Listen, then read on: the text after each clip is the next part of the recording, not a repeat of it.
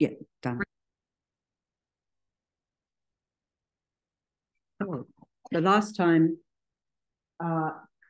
we have been looking at these enlightenment factors, and it was the enlightenment factor of joy. So this time we're going on with the two next ones, the enlightenment factors of tranquility, concentration, sort of calm abiding, and also equanimity. So this is hopefully getting through that today. So we have some notes which you don't have, so you can just listen and please ask questions when that comes up. So tranquility or pliancy. So this is, when we looked at, oh, great. When we looked at way back, actually, I can't remember if you're here for the very second module, how to meditate. Yes. Way back. Yes. We looked at this in terms of the calm abiding meditation. And so cultivating this tranquil, I mean, this is what we all come here for, I think, is peace,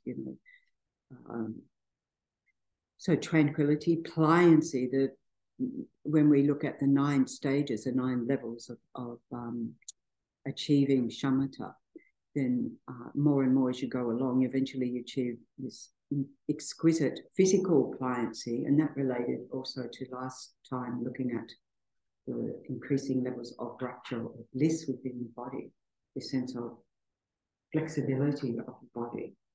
I remember when I was at many years ago at Chenrezig Institute when Geshe Tashissari was teaching there, and the throne they got on was up about this high.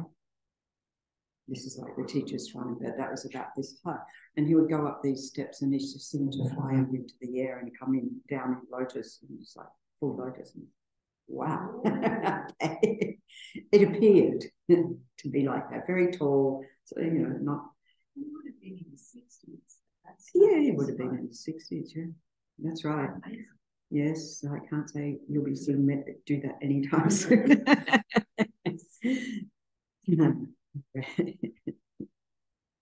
So this tranquility, pliancy can be of the body and mind. So in those 9 stages, of course, the physical pliancy comes first, but the actual one we're working on is the mental pliancy, this sort of fluidity of the mind, which the more that we get rid of all our hard edges of the mind, the more fluid sense of that. So this quality, it says, when we achieve that, is of making the mind serviceable. So then we're able to use that mind to either stay in focused concentration for as long as we want without distraction, or however we want to use our mind. Serviceability of body and mind, soothing out the kinks, we talk about unknotting, unwinding all the tightness within the body. But then you can think, what about the tightness within the mind? As Lama Zopa Rinpoche says, don't squeeze your mind. We do, don't we, when we're tightening up? Yeah, so relax. So this is bringing together all our mental energies. So in a way, it's sort of like more physical energies as well, sort of gathering in to the center of the body, bringing in our physical energies into our core, if you like, into our center. Because most of the time we're in, when we're awake, we're engaging with all the objects around us, all the senses. We're going to, there's a nice light, there's it's a nice smell, there's yummy food. We're going monkey mind. So it's taking a break from that and withdrawing all that energy inwards. So you think it's like irrigation channel, where you channel all the water, and then it becomes a much more powerful state. So that's the idea. Bringing harmony and coherence to the mind. So, if our mind's tranquil, it's at peace, then it is in harmony. It's not like we're not fighting ourselves. We have that tendency to be internally at war with ourselves, it would seem. So that's no longer there. And once we're like that, we can fully engage. We can fully engage in conversation with others without all this blah, blah, blah, blah, blah going on, be fully present. And that's a pretty amazing experience, especially for the recipient. But also in meditation, we can use our energy in meditation to achieve whatever realizations we want to achieve, and fully engage with whatever object of meditation. So say we're meditating on Shakyamuni Buddha, and we're sort of, what do we say, fully in the zone. We're not thinking about what we're going to be doing after the meditation or what just happened before or what happened 10 years ago. We're just there, present. So it's a really exquisite state of mind to have. So the Buddha talks about the different factors leading to this, the inner qualities, not inner qualities, inner qualities. Australian accent, isn't it? Inner qualities that arise one after the other. Okay. So the Buddha said, when he gains, she, remember he was talking to monks, so it was always he, or they, when they gain enthusiasm. So enthusiasm for the goal. So it's not the mind that says, oh, what's my goal? Enlightenment. No way I can achieve that. No way. I can't do that. I'm no good. It's just not going to happen. I'll never get there. Blah, blah, blah, blah, blah. Which Lama Yeshe said is the really worst form of laziness. And we don't think it's a laziness. It is a weakness of mind. If we say we can't, we won't. We won't give it a go. Anything, right? Anything that we do, we think, yeah, I can't do that, so I won't do that. So, and we know that by trying things out, we get better. Repetition. So, in counter to that, like when I was in San Francisco and I was helping out with organizing the happiness conference at the center in San Francisco. And it was the time, so this is how long ago, when Barack Obama was they were having the election campaign.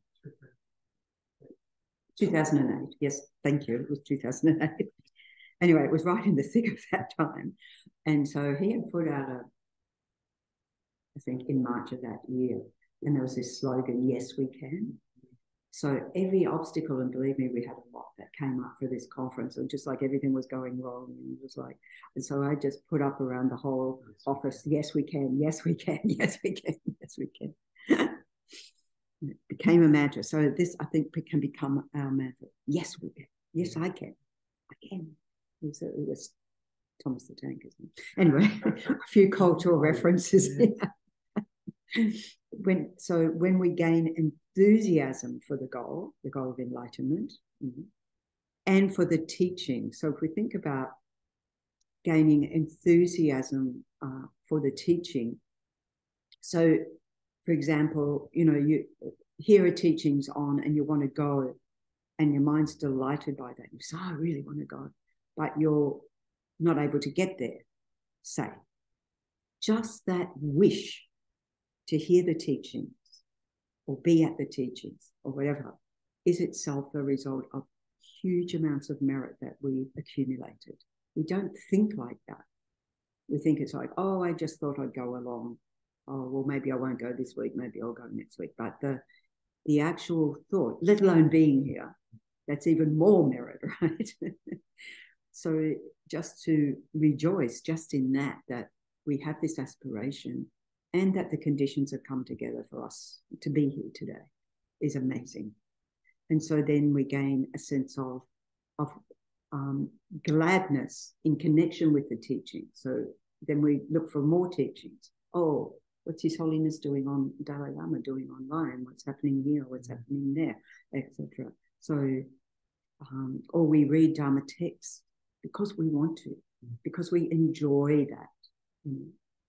So, and then when we are in such a state, being gladdened, then joy is born.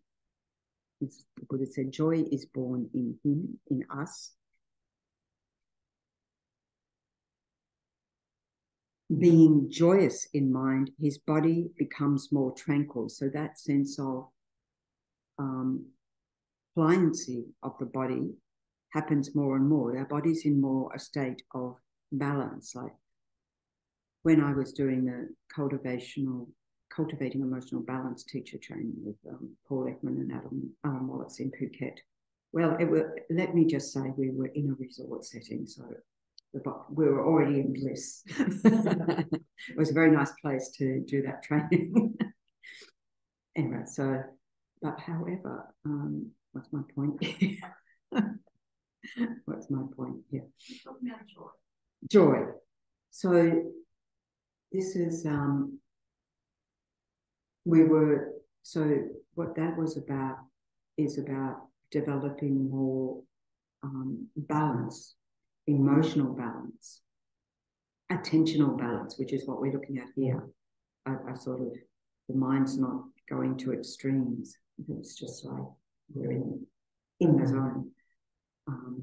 Cognitive balance, which is like when we get down to the next part about analytical meditation, and what is called in the training cognitive balance. Cognitive, as the director at Vajrayana Institute said, is one of the 1,000 most rare words in the world.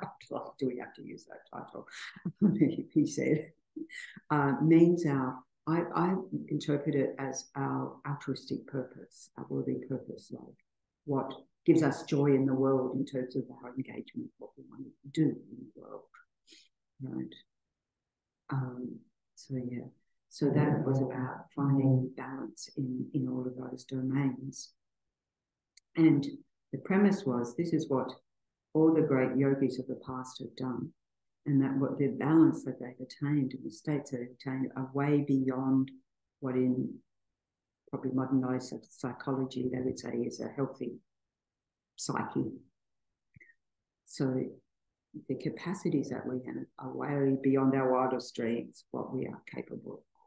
They really are beyond what we think, you know. But the more we go along, the more we want that, the more we crave that. When he is glad and when he becomes tranquil, when his body is tranquil, that was the point, when the body's at ease. Well, for a start, you can do move well. So we can think about the tranquility of the body in terms of checking up with our experience. Say, you know, when we're tossing and turning at night, it's too hot, or we're agitated or anxious about something, or so forth. You know, how anger agitates the body, that, you know, that we get more tense and tight in that knotted state, and the blood pumps. And I automatically, when I talk about anger, my hands go like this. So we clench our jaw, we clench our fists. I mean, we might not physically do that, but it's getting ready to fight because I'm angry. The mind is angry. And the face becomes, as His Holiness the Dalai Lama says, very ugly. He says, angry face, too ugly. And of course, then we think, okay, what's the antidote to that? Is patience, isn't it? Mind of complete patience, because if we can say that anger is on a continuum from slight irritation, in other words, impatience, all the way up to rage, hatred, and we know where that leads.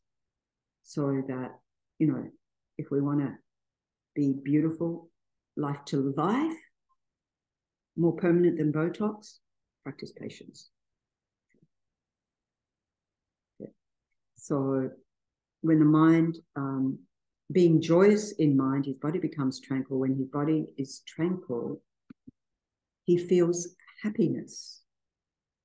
So here we're talking about a more enduring happiness, and the mind of him, or the person who is happy, becomes concentrated. So this sense of happiness. Like yesterday afternoon, we're doing the Vajrasattva practice, and this element that we talked last week of bliss, very much when we're doing Vajrasattva practice, it's a purification practice, so that if we're, and of course we're visualizing that the more and more we purify our mind, in other words, get rid of those knotty, afflicted states of mind, delusions, wrong views, and so forth, the more there's a spaciousness of mind, and there's greater and greater bliss.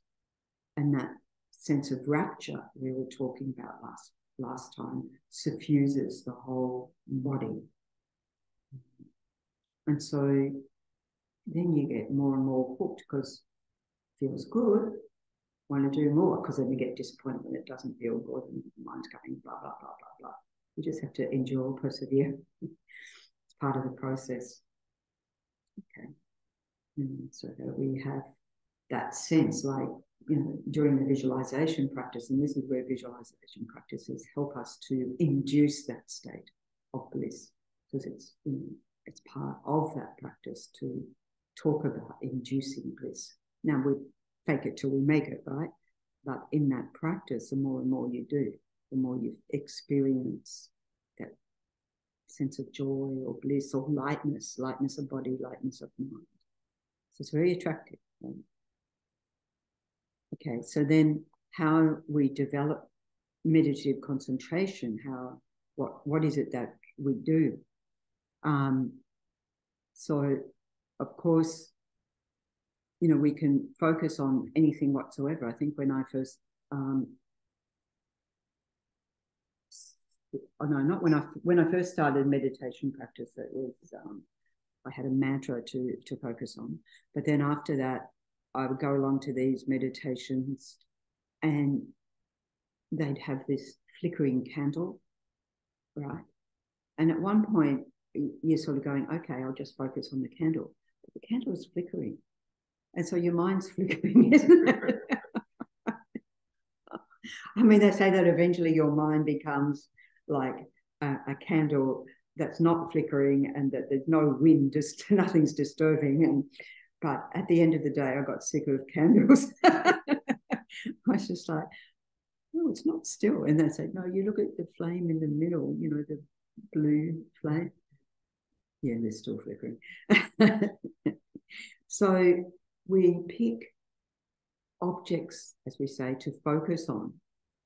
This mind that is used to going here, there, and everywhere, and we just follow along out of control. But to focus on something that's going to be beneficial for us.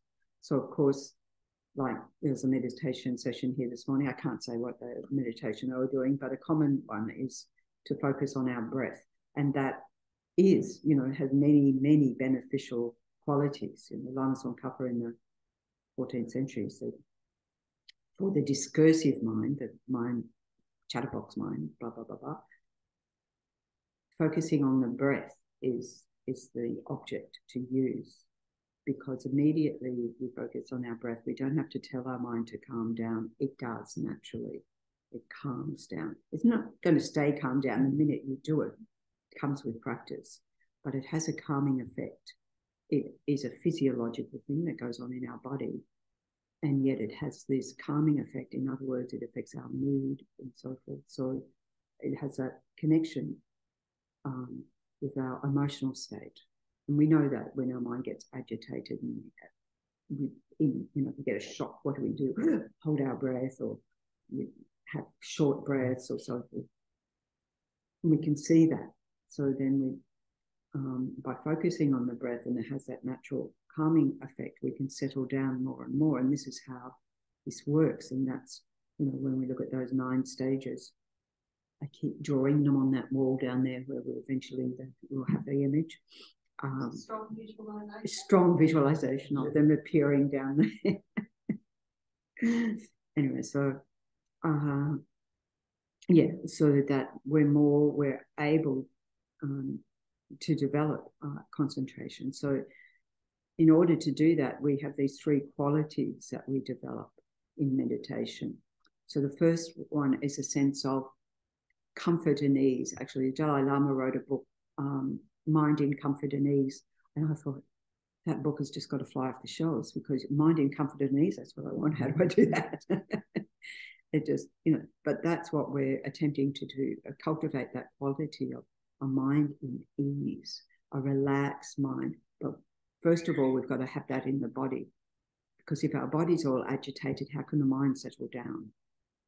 So we have the environmental conditions, such as a gompa like this, that already has the energy of many people who've meditated and engaged in positive activities. So there's not a agitated environment here. When you come in, hopefully you feel, rather than just saying. So first of all, we have the external environment, but then the environment of our body. So we do spend time settling the body in a state of relaxation. And the more deeply our body relaxes, I'm not talking relax, go to sleep, although that can happen, but relax, but with this mind of attention. So we want to, first of all, unwind the knots so that the mind can then settle into that space. If we're, say, focusing on the breath, we might also be using other objects, like we focus on loving kindness. In other words, when we meditate on loving kindness, we're not focusing out there. Where's the loving kindness out there? We're filling our mind with thoughts of loving kindness towards others, and that becomes our mind state. It's a state of loving kindness. So we're using that, just like we use patience against anger, as a mind against all the ego, self-grasping, what about me, poor pity me, and actually thinking about loving kindness, both towards ourselves, but also towards others. So our mind becomes filled with that, and that becomes our object of meditation. So this is part of training in the path to enlightenment, or most commonly also, say, an image of the Buddha. So we have a daily practice that I'll refer to later on in here, that's about practicing, visualizing the Buddha. Why do we do that? Because the Buddha represents all our own positive qualities, our own Buddha nature, but fully complete. So that the more we contemplate those different qualities, the more that those qualities are being cultivated deliberately and forcefully in our minds. Right? So there's many other reasons, of course. The Buddha taught the Dharma and so forth. But that itself is a powerful image. And if we can hold an image of the Buddha, single-pointedly focused concentration, within a state of relaxation, then we're really cultivating ourselves big time on the path to enlightenment. Right. So we have these, so it's first of all, a sense of relaxation and ease in body and mind. And usually with that, our focus in meditation is on being aware of the whole of the body. There are many different body scan where you go through and just check up if I'm holding tightness, tension, and using the breath to let that dissolve so our body comes more to a state of balance and ease. And the more we can let go with the body, it's already cultivating the mind to let go and to settle into that space. So that's usually focused on the whole of the body, which is a more diffuse focus for our mind. And the next one is developing on that basis. Okay, I've cultivated the soil, if you like, of my mind. So now stability, developing a continuity of attention. So if my attention's on the breath or the attention's on the Buddha, I'm wanting to maintain more and more, build up more and more. So at the first stage, in those 9 stages, as it says, it's like that you're able to engage the object. Oh yes, I can focus on the Buddha image. Oops, gone somewhere else, come back to the Buddha image. Oops, gone somewhere else, come back to the Buddha image. So we train our mind like that until we can do it for a minute. That brings you to the next stage.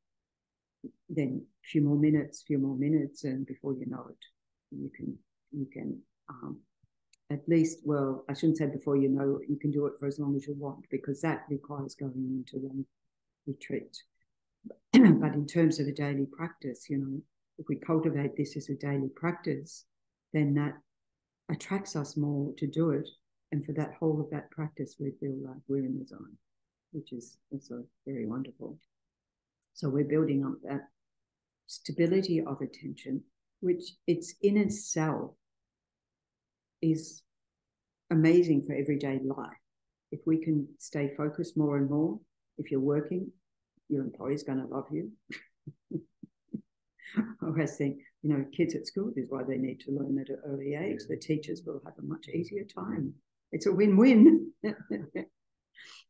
And they'll do better in their exams. And then we develop vividness of attention. Okay, I can focus my attention, but it's a bit hazy, or it's not laser-like beam of attention. And without going like this, but keeping a spacious mind and refining that attention. So getting more and more clarity, like the light in the sky, you know, the sunshine and so forth, that our mind becomes, we're able to see things more vividly with our mind. So when we're developing the stability, the concentration, stability of, you know, continuity of concentration, we tend to focus more in the body, in the abdomen, or as far down in the body as we can. And why do we do that? Because we spend a lot of time with the energy up here somewhere in our head. And this grounds us. It actually grounds us. And that provides a sense of stability, a sense of support and groundedness. And so that's a very powerful state of mind. And then when we get to, so on that basis of have a very sort of stable attention of our mind, then we refine that attention to have more clarity. And that's when we focus here at the opening of the nostrils. So sometimes in meditation, the instruction is, okay, focus on your nostrils, but you're already like this. So if you persist like that, you'll probably get migraines.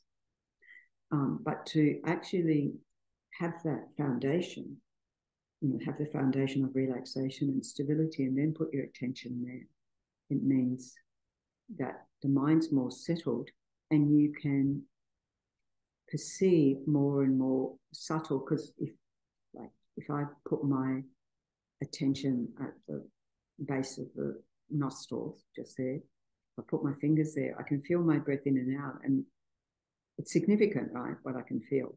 But if I sit here, what can you feel? I mean, it's happening, but can we feel? So setting the mind down more brings more clarity of awareness to be able to notice more subtle sensations. So you're meditating on the breath, off breath, more subtle sensations. Or if you're focusing on a Buddha image, okay, I've got the image, but it's a bit blobby, but now I'm getting more and more clarity of it. I'm getting more details coming into the picture. So that's what we then work on. And because, you know, coming back to using the breath as an object, the more the mind settles down, the more and more subtle levels of mind we access, the more clarity there is, because the natural state of the mind is clear, luminous, like space. That's its natural state. So that the more we can get that clarity, that then when we go to analyze, do analytical meditation, enables us to have more clarity when we're analyzing. Make sense? Mm-hmm.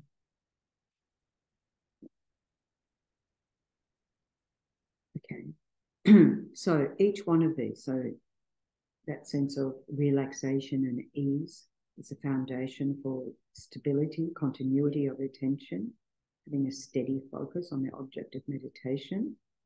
And gradually, as more and more obstacles to meditation, which is usually about, you know, either the lack of clarity or a sense of excitation of the mind or dullness of the mind, the more that they removed by our persisting in practice, it allows more natural clarity, alertness to arise.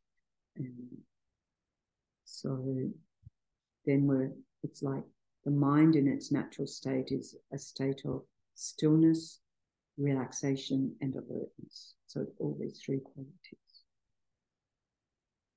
And sometimes we get that for a nanosecond in meditation and then it goes. But I always think sooner or later we'll join the dots and there'll be more and more continuity of attention. And it does happen. So then I mentioned focusing on Shakyamuni Buddha. So in those who have the notes, we have we've got a text there, a brief text for the practice. But we turn here to the section in the Gold Book. And in terms of establishing a daily practice, I think this prayer book in particular is a goldmine of all of the practices we need. So just looking at the contents page, it's got the whole section on refuge, Lam Rim prayers, which we'll come back to later, and thought transformation, which comes along in a future module. We won't worry about that right now. And this is what we're doing, the daily meditation practice, or looking at on Guru Shakyamuni Buddha. But before we get there, there's all these other practices like Tahara, everyday Dharma, which is about, food offering prayers and mantras for just about everything that we do, coughing and spitting, going to the toilet, everything. So it's very practical, right? So anyway, if we turn to page 167,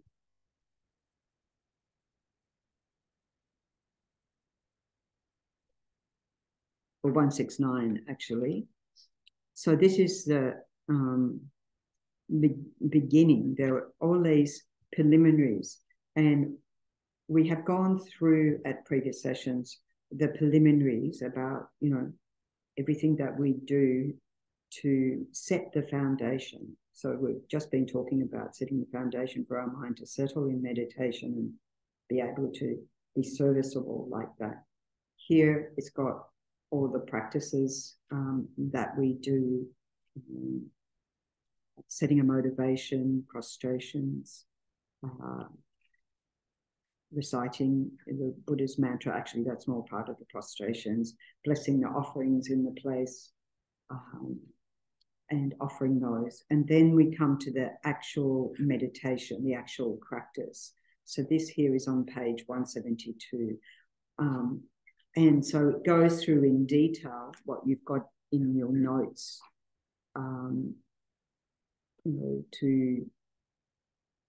So motivation, remind yourself of your source of inspiration, mentally bring forth an image of the Buddha seated in the space in front of you. Direct your attention and subsequent practices towards him in order to clear away unfavorable conditions and create favorable ones. So then we have more preliminaries like the 7 limb prayer, then the short mandala offering, which we did at the beginning of the teachings, making requests to lineage teachers. So this is the 6 preliminary practices, which we covered previously. And then actual practice is this one, a visualization of Shakyamuni Buddha. So this whole practice comes as a separate little booklet from FPMT, but I think this whole book is a great resource. And so you can download it online from FPMT. It actually has a cost involved. It was like, I checked this morning, it was $10 US. But I think the actual, just this practice, you can, I'm not sure if we've got little booklets here, I didn't check. Yeah, just see if we've got any in the bookshop. Otherwise, I think you might be able to download it for free, or pretty much, because what FPMT is doing, wanting to make all the actual practices free. So then we have that we can use as a daily practice. And so when we associate more and more, like this has got a lot of words in it, but it's guiding you through the visualization. So if we were doing here together, I'd guide you through the visualization. You wouldn't have to read all the words on the page. But what I find useful is just to read through it, and then whatever you remember, just hold that in your mind and continue with the practice. And then the more we familiarize, the more it gathers meaning for us. And then, of course, at the end of our practice, we dedicate all the virtues so that we seal all the positive energy that we've generated, so it will grow more and more within our mind and won't be destroyed by a nanosecond of anger. Yes. No, we don't. Yeah, the FPMT stuff's right down there. I know where it is, but I didn't check. But I think we might even have some back here, actually. I think we might have some in there. Sorry, I didn't check before class. And then, as it says, in between sessions, so we do a meditation practice such as this. In between sessions, continue to sustain what have you cultivated in the formal session with mindfulness and awareness. So we're wanting to continue, like, rather than, okay, that was a meditation session, what's on next? To carry that energy and carry whatever positive qualities we've developed out of that, to sort of make no boundary between our meditation practice and post-meditation. So we continue to take that throughout our day and benefit us and develop more and more favourable conditions, and, of course, eliminate unfavourable ones. So the more we catch that irritation in our mind before it gets to full-blown anger, the more we can control that and nip it in the bud, for example. And as it says here, and living in accordance with our ethical principles. So if we have taken vows, that we live in accordance with the vows: no killing, no stealing, no lying, no sexual misconduct, no intoxicants. And so ensuring that we're living within those vows, or being mindful when we maybe don't live within those vows, and having an antidotal practice such as Vajrasattva purification practice to do their prostrations and so forth. So as it says, this then is the foundation. This is like a daily practice. It's a foundation of all our spiritual development. So, practicing ethics, in other words, being mindful of our speech, being mindful of our actions, that they do no harm to others. Wow. I mean, if everyone in the world do that, wouldn't we have a different world? Wouldn't the world be so different? Not wanting to give harm to any being. And then, as the Buddha said, and if you can, help them, but minimum, give no harm. So this we look at as being the small scope, maintaining our discipline, disciplining, I think particularly the speech, social media, email, what comes out of our mouth, restraining that, taking time to slow down, if you like, the mind, and see that gap where we can choose to go this way or go that way. The untrained mind has no gap. It just sort of automatically, I don't know where that came from, because we're not familiar enough with our mind. Once we familiarize, once we pause, press the pause button, I've actually got a choice here of what mind state I want to have. So more and more, we want to be more in harmony, as the Buddha said, our body, speech, and mind in harmony. And that then flows out to all our relationships, our relationship with ourselves, our relationship with others, with the environment, with the world, animals, everything. Sort of what we want, isn't it? So any questions so far?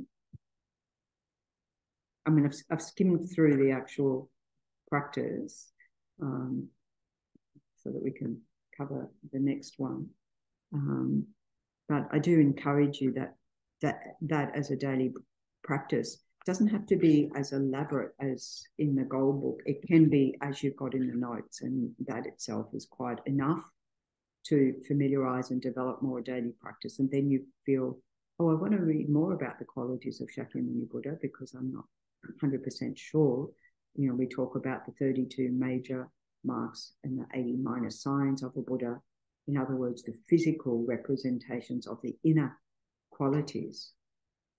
So this is an idealized form of our own Buddha nature. It's not how Siddhartha Gautama walked around, didn't look like this, unless those who had a mind that could see that pure body. And they say that that's, you know, like when our lamas see us, the Buddha sees us, that's what they see, our purity, right? That's what they relate to. And what we get caught up is in a few neuroses and, oh, no, it's too hard, etc. But that's the ordinary mind. And, you know, that ordinary mind has great power that we're working with. So, anything to say? Comment? Yes. What we find useful, what comment I find useful, is that there's a lot of different guided meditations that we can follow. Yeah. So there's so much information here. Yeah. Sometimes I find it's a bit overwhelming. Yeah, too overwhelming. Yeah. Where do I choose which way? Yeah. But I think I find it really useful to use one of the guided meditations, like on FDMT. Yes, the actual guided. Yes. Yeah. Yeah, because then you're not yourself having to supplement. Yeah. Yeah. Yeah. There's I haven't yet read it and then done meditation, that's another good way to yes, you can read it, put it aside, and don't, you know, and do your own meditation. And do your own meditation. And the more you do that, like each time you read, it develops more meaning for you in different ways, or you read it differently, or and you can just focus on that aspect. You're probably relying more not on to trying to do it, your own visualization process. Yes. As opposed to the guided meditation. You are. Your own visualization process plus your experience of having done it before, right? So all of that, well, that's all part of your visualization process. And, you know, what the advice generally is there's two ways in terms of you visualizing Shakyamuni Buddha. One is that we're focusing on just that whole general sense of Shakyamuni Buddha, like the general image. And as I was mentioning before, over time it gets more clarity because it gets more meaning for us. We're more familiar with the visualization, etc. And what is said is it's best to whatever size you visualize the Buddha to start with, whether it's that big, to keep whatever size that you've got. I mean, you'll see some commentaries that say as small as possible, but that's more challenging. First of all, we need a size that we can, you know, fill in the details. Yeah. And so whatever size, it says stick with that. It's like if I want to get good at freestyle, I stick with freestyle. I don't try all the strokes, you know, because I want to focus on that one. So it's like, okay, I've got this size Buddha, fine. Don't need to think about how big the Buddha image is. And that you don't even have to decide at the beginning. It just sort of naturally, maybe you've noticed that you naturally, okay, there's the Buddha in front. Whatever size it is fine. So one way is that general. The other way is go piece by piece by piece. So focus on the eyes or the lips or the Ushnisha. That's how I'm doing it. I'm taking it apart. So I've got some moon disc and then the legs prostrating the hand, and then I'm working. But to hold the whole image, it's all bits and pieces at the moment. You know, like, but that's fine. I can almost feel the metal. You know, like I've sculptured it, or it's sculptured in my brain. That's good. It's imprinted. Yeah. You've got to imprint the Buddha in your brain. Okay. So when you were saying that, I was thinking, because however the images that we have, to enhance that as well, we can feel that the Buddha is showering down blessings. So whenever we're engaging in practice, the Buddha is just sort of rejoicing there and delighting in our practice. So to have that sense in our mind, it's that sense of joy.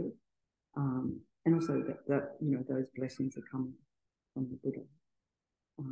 And of course, when we visualize, we're visualizing the Buddha anyway in the nature of light.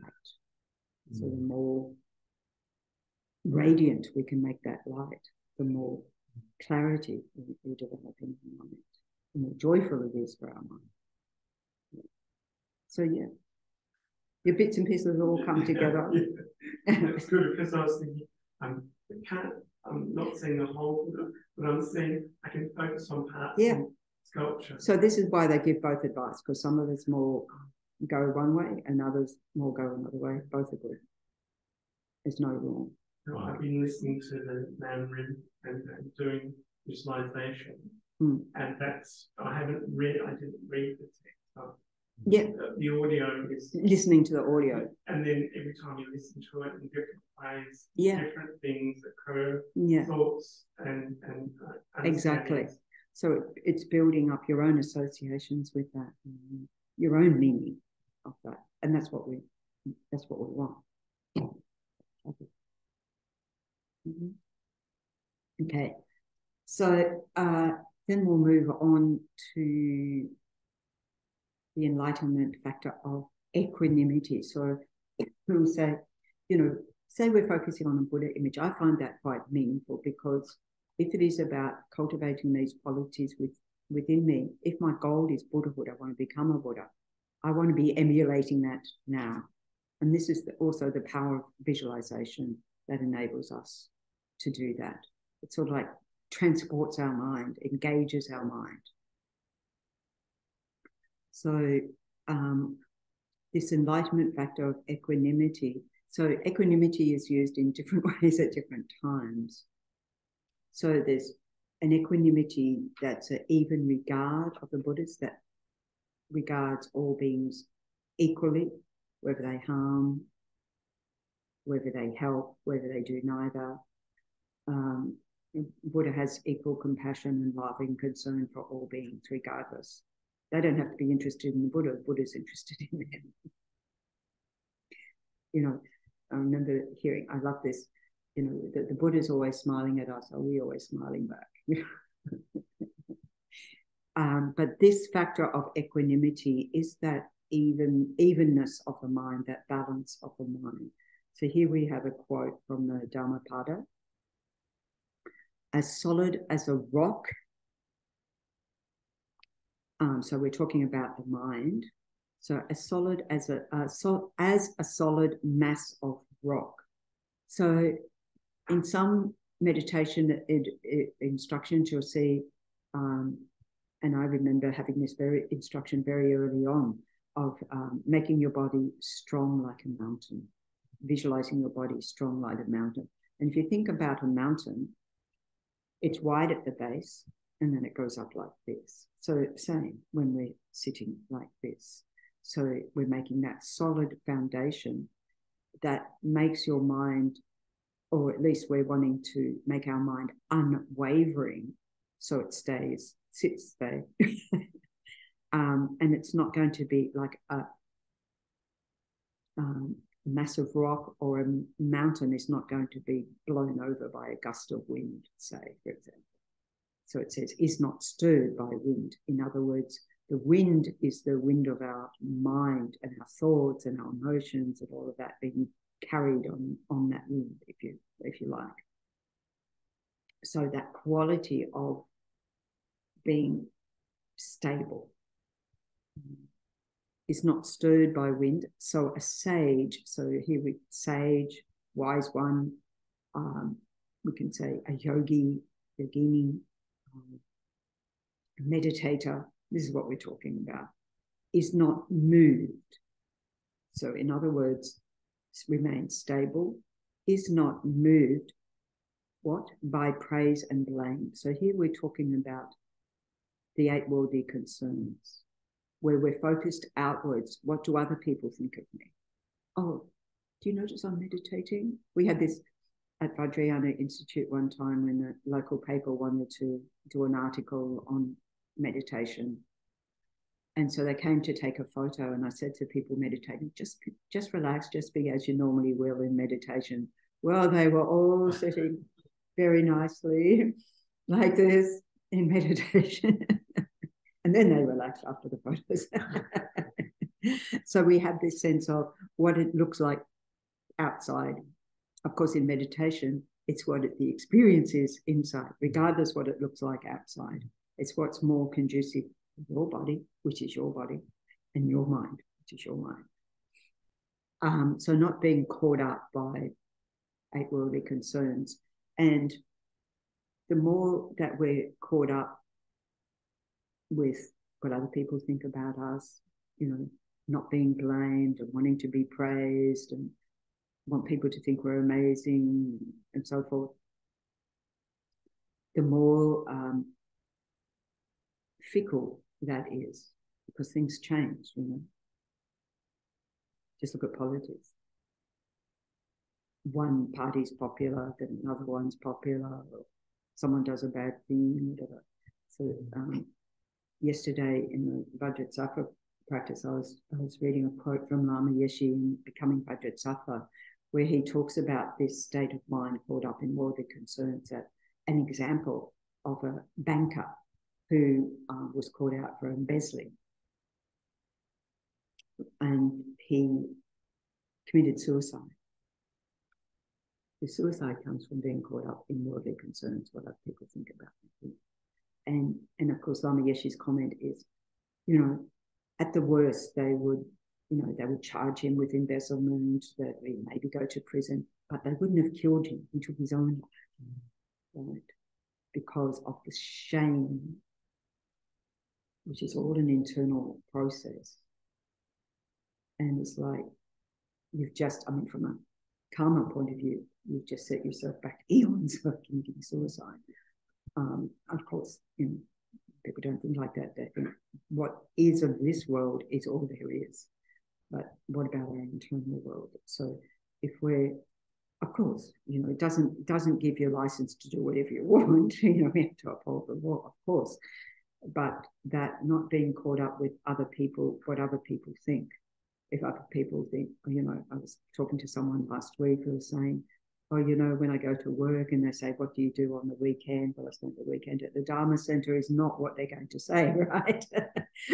And so that feeling of awkwardness of what do I say? I had a relaxing weekend. I just sort of had a relaxing time, you know. Yeah. So that concern of what well, I suppose, you know, as Buddhist practitioners, it's being an inner being. We're not going and telling people about our practice. But on the other hand, we do have to engage with the world around us. So there are a lot of dilemmas around that, about how we engage in that. Of course, we encourage people not to talk about, you know, oh, I'm Buddhist or this or that, unless people are interested, as we say. People are interested, like, we don't say a word until people ask a question, then we don't stop talking. Once they answer, like, oh, great, I've got a need. That's the opening. Anyway, so yeah, having a sense of not being, but it's also not just about that, you know, as in not being so caught up in pleasure and avoiding pain. Of course, sensibly we want to avoid pain. That is ridiculous not to do. But not being caught up in pleasures in terms of just all the temporary pleasures that are going to satisfy us. I mean, when we have them, enjoy them. It's also said that anything that pleasant that arises in our lives is also a blessing of the Buddhas. So we can think about it like that. And that transforms how it is. I think the other one, not being caught up with gain, of wanting to acquire stuff, because at the end of the day, you're going to have to get rid of all that stuff. You're certainly going to be leaving it behind, and for someone else to clear up, better we do ourselves. Note to self here. Really, literally note to self. Okay, so a solid mass of rock is not stirred by the wind, so a sage is not moved by praise and blame. So these are the qualities we're wanting to emulate. As a deep lake is clear and undisturbed. So this one, when we're settling that mind, mind, particularly when we're looking at getting a sense of stability or continuity of attention. Sometimes, again, using the meditation on the breath, it's often described as settling your mind into the depths of a deep lake where it's clear and undisturbed, not the surface where it's all, windswept and ripples and little waves and so forth, which is an analogy for the mind to settle down beyond the mental activity, into a state of stillness, into a state where it's undisturbed. So this is what we're wanting to do more and more. So a sage becomes clear upon hearing the Dharma. So the more we're able to settle into this state of equanimity, the more we allow for that clarity of the mind when we hear the Dharma, the clarity that dispels our confused states of mind, our misconceptions, our wrong views. It is just like, oh, I never thought of it like that before. I never thought about before I met the Dharma, I didn't think about the ongoing consequences of my anger, for example. And yet we know even the immediate, if we start to observe, oh, I've just made that person unhappy, or they're now angry at me, they're now not talking to me, or broken up with me, or I've lost my job, or whatever, just as a result of outburst of anger. So we start to really take responsibility for ourselves in our lives, big time, which is mainly taking responsibility for the health, maintaining the health of our mind. And so we gain more clarity. It's like, the wheel of life, which I'm visualizing over there. And up the top, there's the Buddha pointing to the moon, saying, this is the way out of all these worldly concerns, out of all this disturbance of your mind, out of all these suffering existences, suffering lifetimes. It's the Dharma. And so pointing that way to the Dharma, and we become clearer about that. Virtuous people always let go. So here we think virtuous people, so those of us wishing to train as good Dharma practitioners, or as even mediocre Dharma practitioners, as whatever level we're at, so letting go is about letting go of attachment, not just to worldly concern, to our desires, or letting go of attachment of you are going to be the source of all my happiness, another person, which itself is on one level wonderful that you found that person in your life, say. But on the other hand, sooner or later, one of you is going to, if you stay together, like my parents stayed together 63 years, but still they got separated by the death of my father. My mother didn't say, oh, I'm coming with you, because even that's not realistic, because you have your own mind state, your own karma, your own next life. So it's that temporary can be a long time, and of course be happy with that. If one can apply the Dharma in a relationship to work through a lot of the rubbish of life, have the responsibility to do that. But letting go of attachment, of desire, of the craving mind. I mean, enjoy things, but the mind that craves that this is going to be the source of all my happiness, or I've got to have that chocolate ice cream or whatever today because I deserve it. It's a sort of American advertising jingle. Just like every ad when I was in America was, because you deserve it, because you're sort of reinforcing that and recognizing that, yeah, that could be nice, but what are going to be the consequences and so forth. Okay. And letting go of self-cherishing when we're on a Mahayana path, of letting go of just doing everything for me, number one, because how many other 8 billion, whatever, just the humans in this world system, what about them? So letting go of attachment to self. Again, we have to care for ourselves. We have to have our physical, mental, emotional well-being. but in order to be more and more able to be of benefit to others. And virtuous people always let go. They don't prattle about pleasures and desires. So prattle, as in gossip or reinforce that, tell the story over and over again. Oh, I just had, oh, you've got to go to that restaurant. It's got the most amazing, blah, blah, blah, blah, blah. Have you tried it yet? And, blah, blah, blah, blah. And the more that I say that, the more my craving mind goes, got to go there, isn't it? So, you know, whatever it is, oh, there's a new taste out. Oh, whatever it is. We have so many tastes of, I mean, even tea now, it's got so many tastes, I just like, it's exhausting.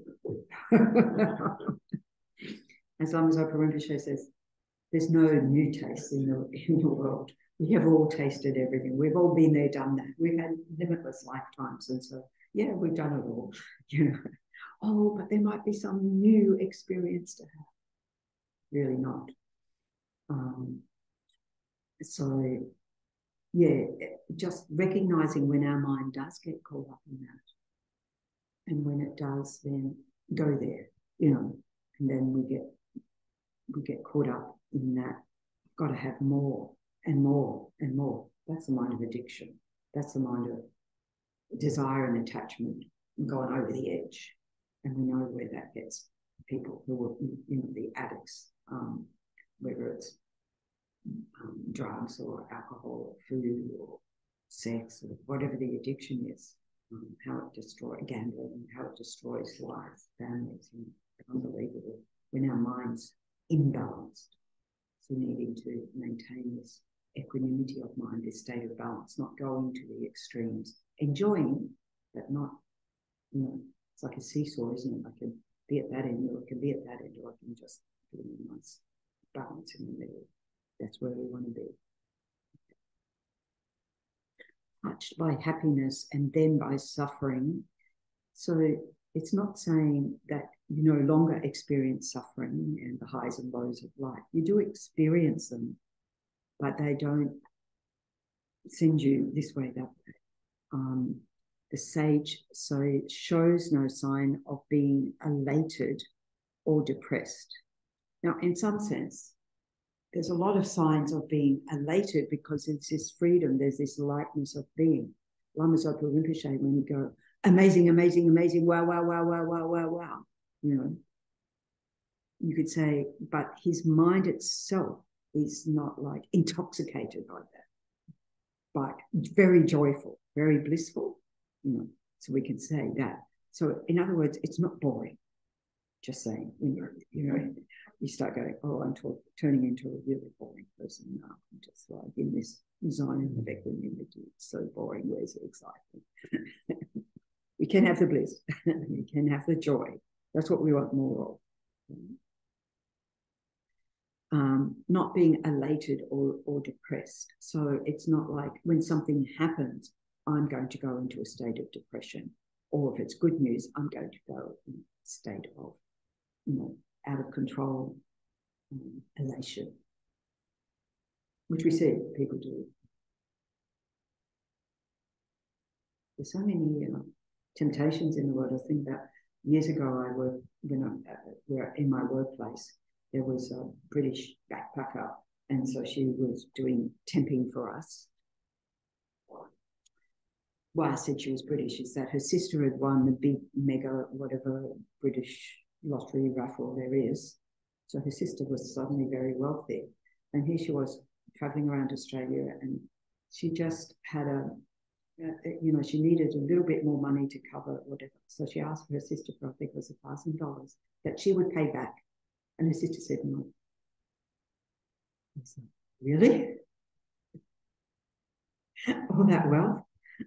That, you know, so that's the, you know, getting too caught up in the whole deal. In fact, the more and more stories, well, I don't hear many stories, but the only stories I've heard about people who want a lot of money is just like, don't. Don't. Too many complications. Because of attachment. Because of attachment. I remember also I was working for an aid agency, and one of our benefactors was someone who'd come into an inheritance, and he had a modest lifestyle. So with his inheritance, he says, I don't want to change my lifestyle. Here we go, give it to organisations. How wise. Very wise. It's just like, no, I don't want to get caught up in that. That's not my lifestyle. So that's really not being attached, in that. Yeah. So equanimity, a mind state that arises from seeing things in a more spacious way. So with our mind in more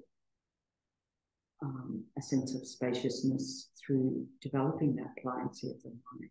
It's free of that agitation or superficial involvement in superficial activities, so forth, the mind being flighty. So the mind is less, a mind in equanimity is not like that. So it's not caught up in all of that. So it's not fixed, it's not in a rigid way. Like one of the examples I love from Lama Yeshe, if I can reach this poem, I can.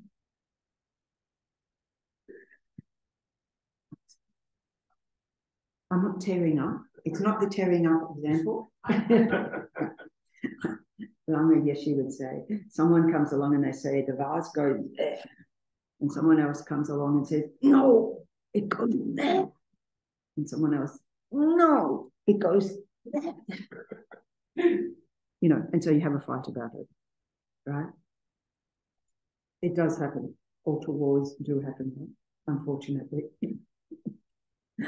Because no matter what it is, if you're in a Dharma center, it's going to be related to the Dharma, which is heavier than a Dharma center. You might have these at home, like, no, it's always gone there. So our mind becomes very rigid. Because the Lama Zopa Rinpoche says the more fluid your mind is, like the more Dharma teachers you can have. Because, if your mind's very rigid, he says stick with one because, otherwise. But the more fluid your mind becomes, the more you can actually benefit in the Dharma. Get different perspectives because you have different perspectives, because you're being more spacious, and that's, so with deep understanding, so that, like we talked about going beneath the surface and getting deeper into the stillness, into the relaxation, not getting caught up in reactivity, not getting caught up in the superficiality of life, not taking things personally. When somebody says something to us and we think, oh, how dare they? And then you realize, actually, that's how they relate to everybody. I mean, or you don't realize, but you have to, in your mind, think, is that how they relate to everyone else? Or if somebody's giving me a bad time, I think, oh, well, this is one karmic debt being repaid. I gave them a bad time in the previous life. And, of course, we don't think like that normally. But this is where the Dalai Lama says, if we have the choice, I think we always have the choice, go for the long term. What he's saying long term is lifetimes perspective, not just this moment perspective, but keep that spacious mind. Even if it's not about lifetimes. I mean, I don't go around thinking about, oh, previous lifetimes, future lifetimes. I just, if you don't really think like that, but you develop a sense of spaciousness and letting go of, the self-cherishing mind. That says, like, my quote from Bette Midler back in the day, and she'd be talking, and she'd say, that's enough about me. Now, what do you think about me? Anyway, that's just a throwaway line. Okay. So, not taking... I mean, it just cuts through, doesn't it? It really cuts through. She just nails it. So this sense of equanimity is a deep inner strength. And you find, like, meditating, focusing on the breath itself over a period of time, we're talking about gathering energy inwards, develops a sense of inner strength, of resilience, of core strength. It's sort of like, what is that? Pilates of the mind. We talk about core strength, right? It's like that with the mind, of harnessing all that energy And you have that sense of balance, you have that sense of inner strength, which is where the mind of wisdom arises. Because you're not being buffered about, you can see clearly through things, or clearly into things, and see where's the point that's needed, what's the point here. So as it says, it leads us to stand in the middle of things without falling to extremes. So those analogies that we have, being solid as a massive rock or strong like a mountain. A lot of the other teachings that talk about being like a piece of wood. Why do they say piece of wood? They just mean be solid. Mm. And then someone reliable too, isn't it? Okay. It can be cultivated as part of our regular practice, so our day-to-day practice, and it is also the result of practice. The ability to stay with a deep sense of peace in the face of life challenges. So this is when we check up, we check up, okay, I've been doing this practice for a while, I've been coming to the Dharma Centre for a while, I'm trying to put it into my daily life. How's that going for me? What have I noticed change in relationships and my own ways of thinking, my own ways, the activity has it lessened? Has my sense of consideration for others grown?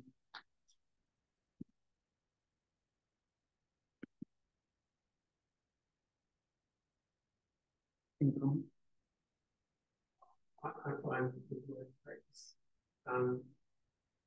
when listening to meditation and absorbing a small minute bit of it and then taking it with me through the day. Yes. Say if I'm going to a shopping centre, I just find that some things, when things happen, my reactions are not what I had thought they were previously. And I go, wow, that's because of practice. That's because of practice. Yeah. Yeah. So I sort of notice that there's a difference. Yeah. And stages. Excellent. See, these are things to reflect back on because that encourages them. We stay enthused, we see the transformation. Often we don't see it because we judge ourselves how I am right now. But if we reflect back, oh, I don't do that. I don't have panic attacks anymore. I don't, as immediately that person who always annoyed me doesn't annoy me anymore. Or maybe they do, but not as strongly. Well, it works in progress, right? Yeah. Or I can focus more. Whatever it is, we notice that.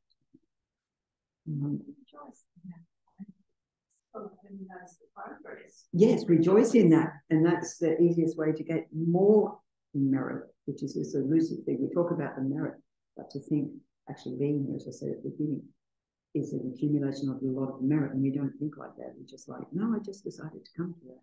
That's it, end goal.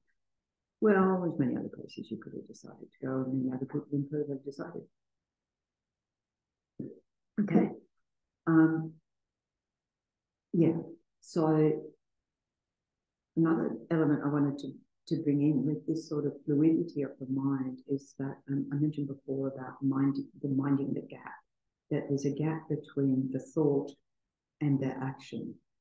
That, I remember when I was first reading about a moment of anger can destroy eons of merit that you've accumulated, and go, oh, that's not fair. And I went, stop.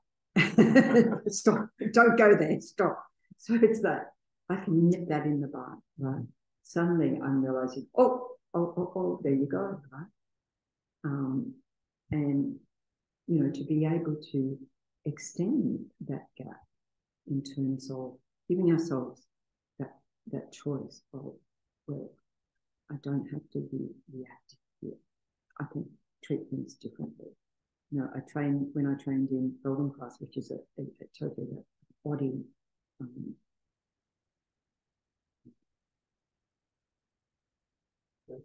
therapy, thank you.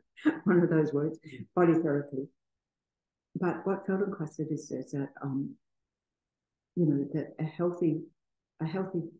healthy mind, if we said brain, I would say mind, the healthy body, healthy mind, you have to have 3 options. He was talking about the movement, 3 options, so that when the shoulder doesn't work, what are your other options you can fall back on?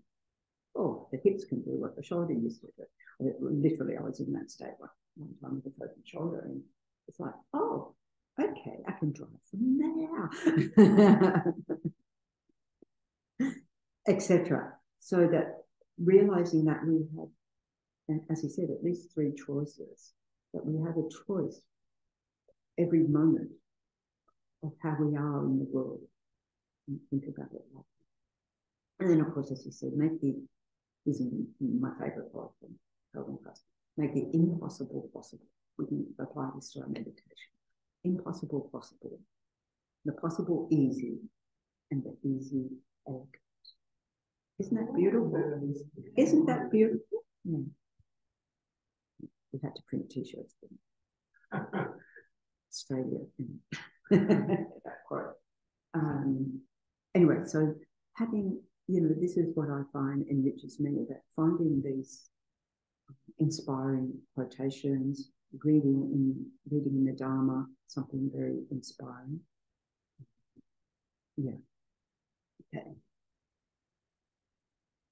All right. So then, on this basis, then with a spacious mind, with a mind that's more conducive to developing insight, to analysing, sense of clarity, sense of wisdom, we then have the practices to develop special insight, which is where it is, where it's the real transformation of the mind, is contemplating or reflective meditation. So that's our main practice, to develop our mind more in sync with reality. So we talk about the 3 wisdoms: the wisdom of hearing, we hear the Dharma teaching, and we contemplate, reflect on that, look at it from all different perspectives, and then we meditate on it. So one way is glance meditation, so reviewing, glance, or like Geshe Zoka calls it, glimpse meditation, same thing. So we review the topic, so to rehearse a meaning of a particular teaching, even recalling what the particular teaching was about, or the nature, order, and number of the different stages of practice. So the Buddha is saying this is the way. What are the stages of the Lam Nim, for example? And here we can look at that in terms of how we meditate on the stages of the path to enlightenment. So all of those topics, so far here we are, we've covered, in terms of the Discovering Buddhism course up to now, we've covered the small scope. Today, we've covered the small scope, and you can see how we're more than halfway through the course. So more than half of the course is on the small scope. Right? So yeah.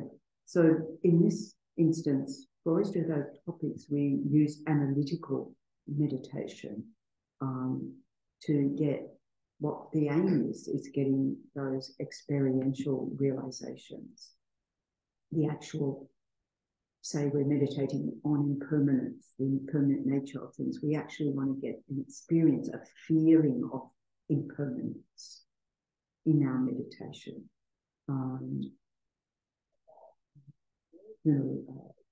And then we can take that into our daily life as we look around and go, okay, flowers are dying. In 100 years, this will be gone. In 50 years, this will be gone. In 100 years, guaranteed, all of us here will be dead. We'll be in, hopefully, some very wonderful other rebirth, maybe in the Pure Land, that would be nice. But we won't be in this body, just saying. I mean, you can say 100 years, that's long enough. I remember when a few years ago when the Dalai Lama he wrote that book, Our Planet, and Our Only Homes, this planet.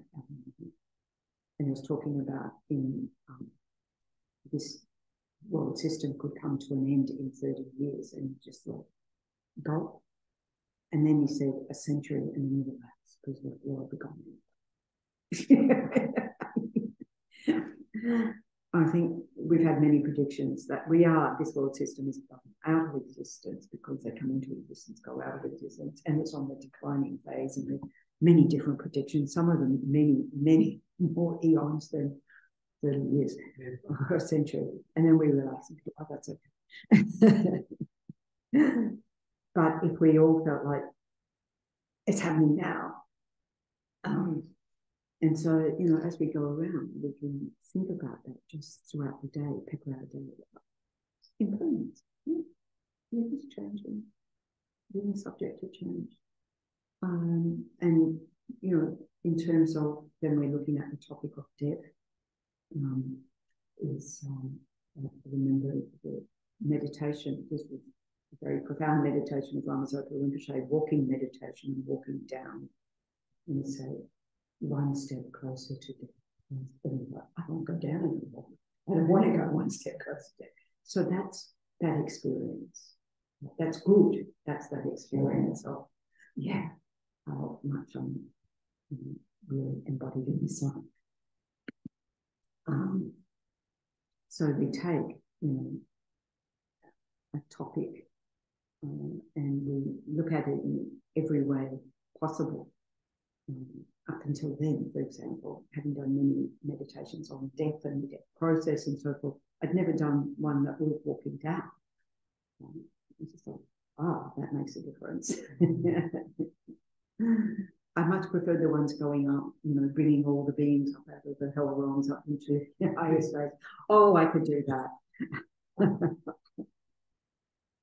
But the mind doesn't want to go down to that. So we look at it from every angle until we come to some change in perspective, some change in our experience, which then might be changing our beliefs. For example, about karma. You know, that, I've got to be careful what I say now because it's going to have repercussions, not just right now, but lifetime to lifetime if I don't do something. So that suddenly becomes a change. A belief system for us that we didn't really have before, probably before. Okay, so I thought to, here in the notes, I put the 7-point mind training, but I think subsequently I'll be taking that out because it's way too elaborate. It's something we look at in the Exploring Buddhism course. But one good way of this glance meditation is the foundation of all good qualities, which is in here. So any of the Lam Yin prayers, so there's a whole section on Lam Yin, which is, you know, Postgraduate Pathway Enlightenment, page 125.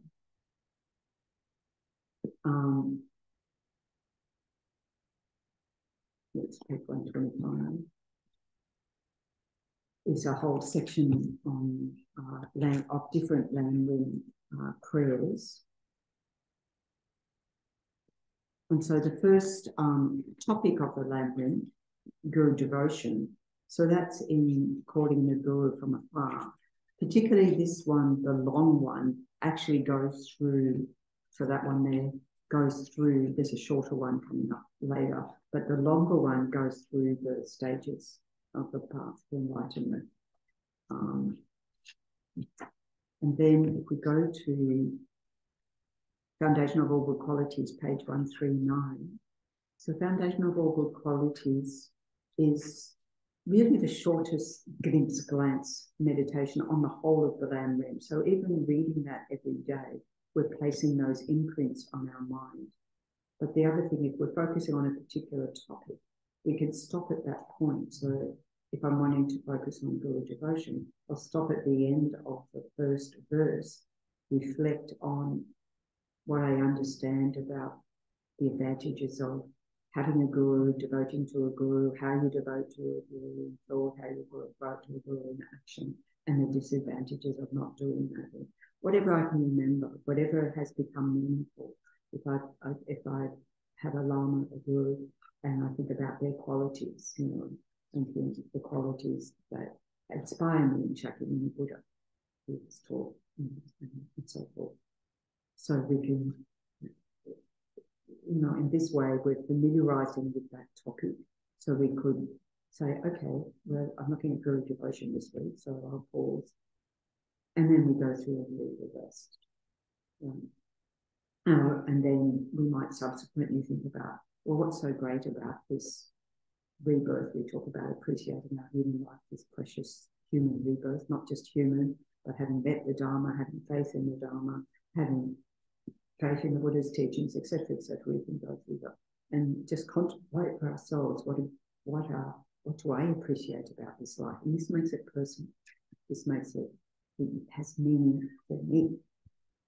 So we can go through each bit, and then the next one's about impermanence and death.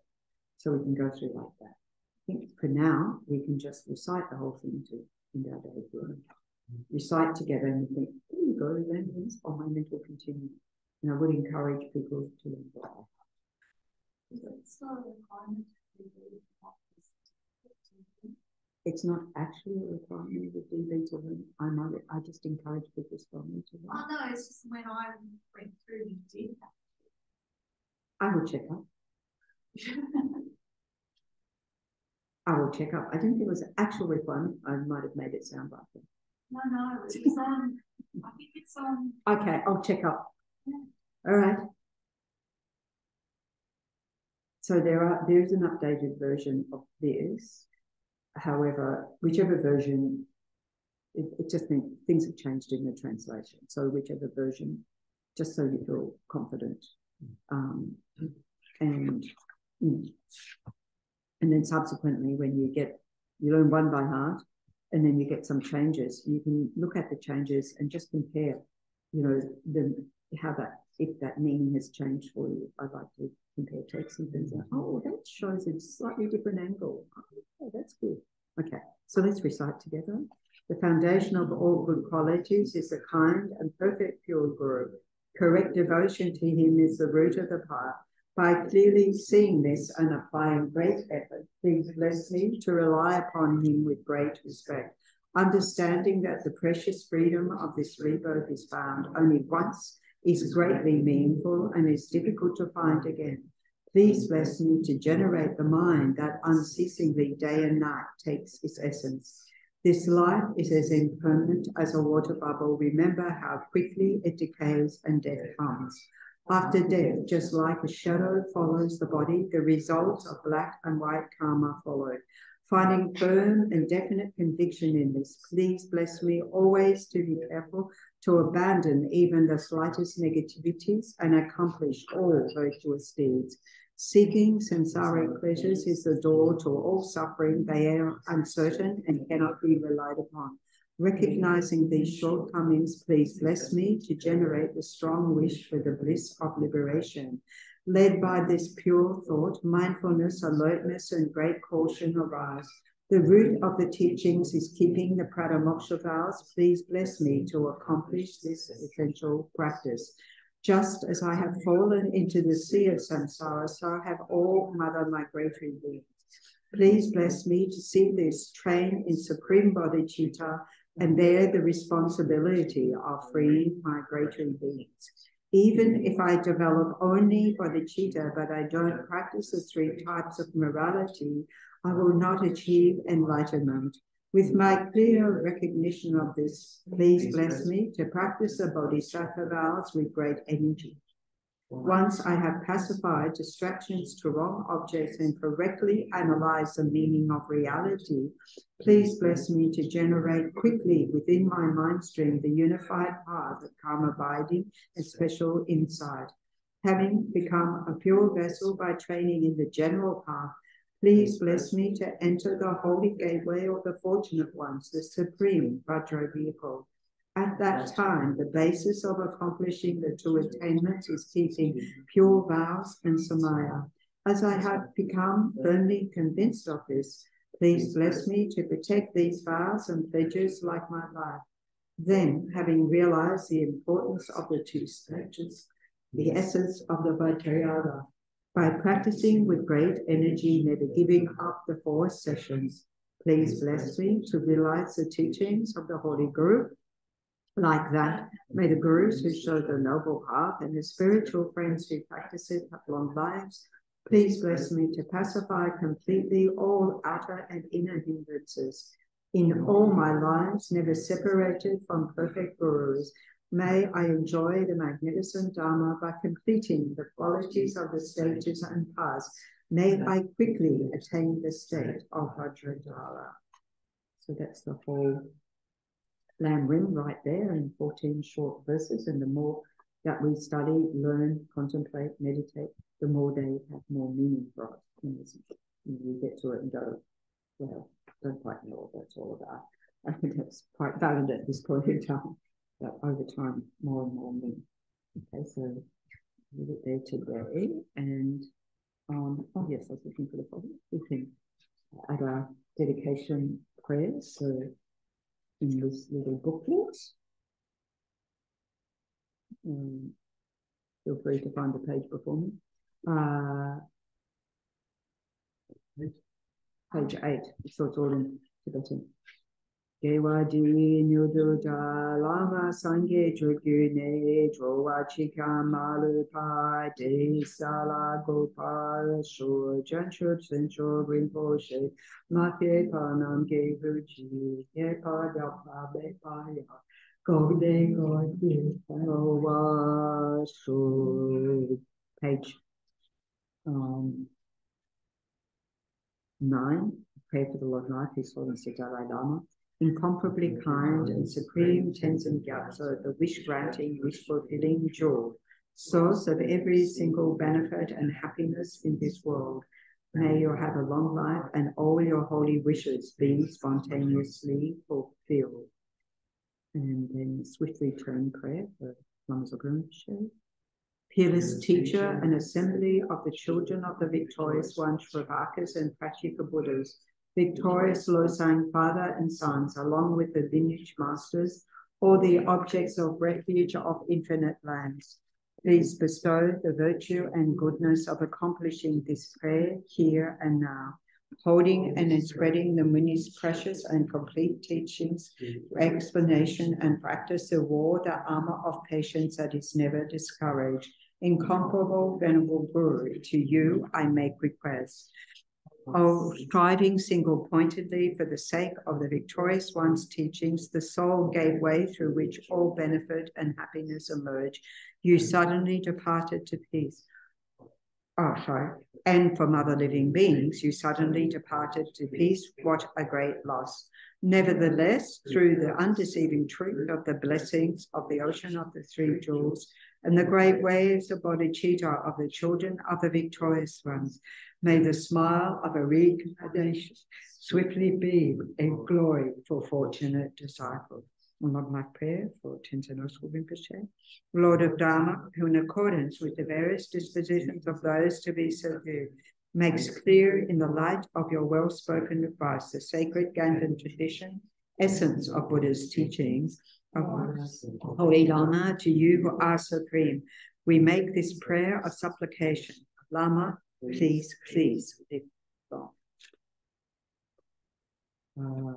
Okay, so just to mention also that this afternoon at 2 p.m. we'll be having one more round of chanting the names of Manjushri for the swift return of Lama Zopa Rinpoche, as advised by His Holiness the Dalai Lama, to do that practice.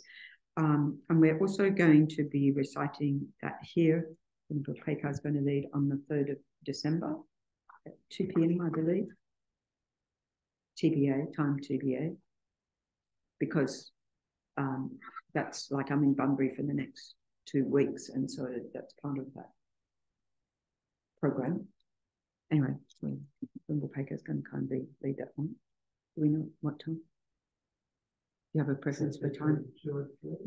It can be in the morning. Well, but we could do 11:30. Or we could do 2 to 3. 11:30 might be better because what happened in meditation if they did want to join. If they did want to join. So December the 3rd is actually would have been Lama Zopa Rinpoche's birthday. So to acknowledge that and commemorate Rinpoche, engage that practice then. And then our final DB class for this year will be on the 10th, so the following Sunday. So we'll do also a bit of review, Q&A. Just thought we might have a little bit of celebration because I think Yvonne will be back. Natalie and Ollie hopefully can make it not working on that day. Yeah, actually, I thought it might be nice to extend out to those who've attended. Yeah, it'd be nice. Just come for the day. Yeah, let's celebrate. Okay, so thank you very much. And so that's it. Is that 11:30? Yeah, I'll say to Susan 11:30. It's not yet on the calendar, the time. At the moment, it's got a question mark to it, but it's probably, yeah, I think 11:30.